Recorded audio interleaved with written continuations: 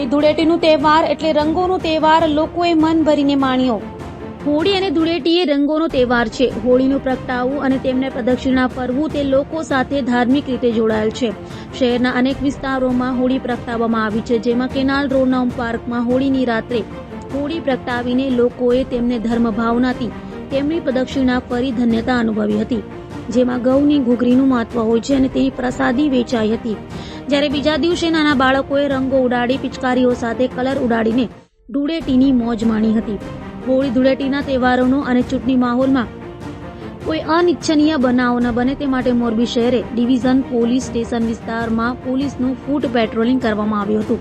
એમાં border wing અને BSF જેવી ટુકડીઓના જવાનો હતા. સ્થાનિકે એપી જાડેજા સહિતના પોલીસ કર્મચારીઓ જોડાયા હતા. એકંદરે ખુશી, આનંદ અને શાંતિભર્યા માહોલમાં હોળી ધૂળેટીના તહેવારો પૂરા થયા છે.